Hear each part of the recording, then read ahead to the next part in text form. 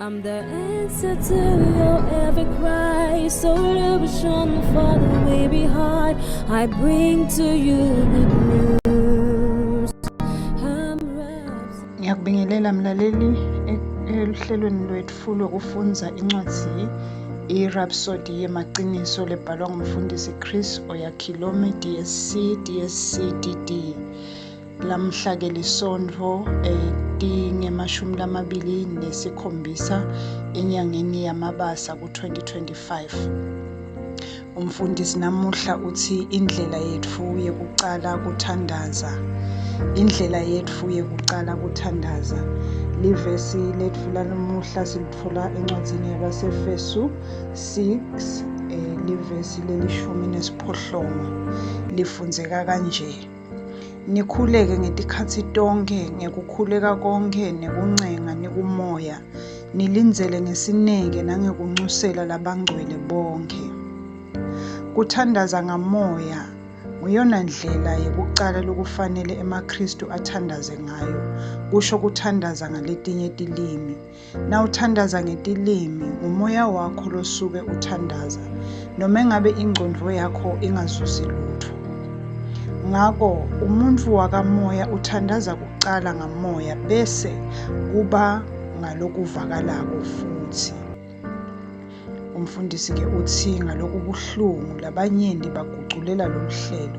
Bathandaza kakhulu ngekuconza kwabo bese bathandaza kancane kakhulu ngetilimi. Loko ngeke kusebente. Khumbula loko lesikufunze embhalweni wetfu wekuvula. Kusho kutsi kunetinhlobo noma tindlela letehlukene temthandazo. Kepha-ke kungenandzaba noma kuto tonke letinhlobo letehlukene temithandazo kufanele uthandaze ngamoya, lokusho kutsi thandaza ngaletinye tilwimi. Cabanga ngaloko njengemtsetfo wadokotela lotsi tsatsa lamaphilisi lawa ngaso sonke sikhatsi sekudla. Manje kudla kwasekuseni, kwasemini kanye nekudla kwakusihlwa kudla lokwehlukene. Noma kunjalo lamaphilisi ahlale angulokwengetiwe kuloko nakuloko. Ngendlela lefanako uNkulunkulu uthi ngato tonke tinhlobo temthandazo, kungaba ngumthandazo wekunxusa, umthandazo wekukholwa, umthandazo wekukhonda, njalo njalo, thandaza ngamoya, khuluma ngetilimi. Uyachubeka umfundisi uthi umpostoli Pawula uyakukhanyisa lokhu encwadzini yekucala yabaseKorinte sahluko selishumi nakune evesini lelishumi nakune kuya evesini lelishumi nesihlanu. Lithi ngobe uma ngithandaza ngelulwimi lolungatiwa, umoya wami uyathandaza, kepha kuvisisa kwami akuzuzi. Yini-ke le? Ngitawuthandaza ngemoya ngiphindze ngithandaze ngekuconza futhi.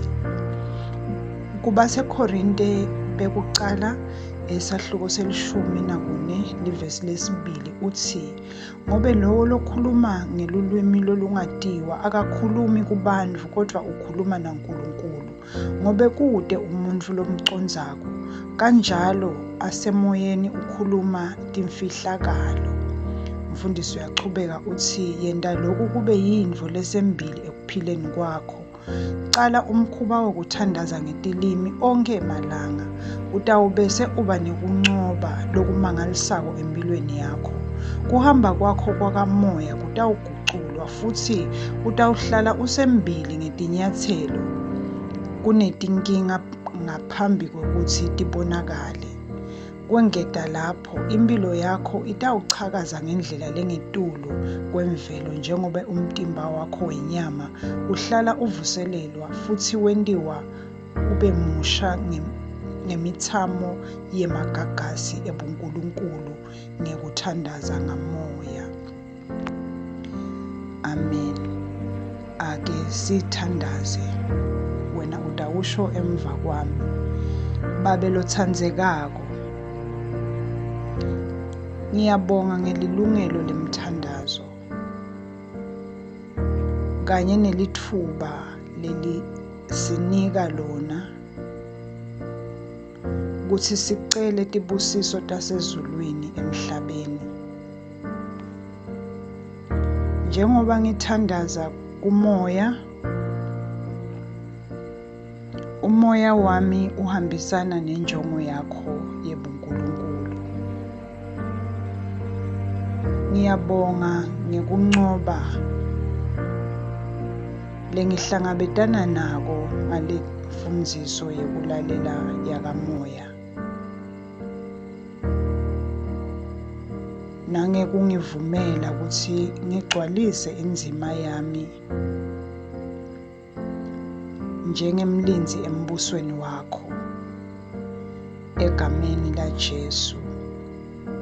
Amen. Kuqhubeka-ke nesifundo sethu, sifundza incwadzi yaJuda, sahluko sekuqala livesi le-12, i-Amplified Classic, bese sesifundza incwadzi yekuqala yabaseKorinte, sehluko se-14, livesi le-14 kuya evesini le-15, nakhona sifundza i-Amplified Classic, bese sifundza incwadzi kubaseFesu, sahluko sesitfupha, livesi le-18, nakhona i-Amplified Classic. Sineluhlelo-ke lokufundza libhayibheli ngeminyaka munye.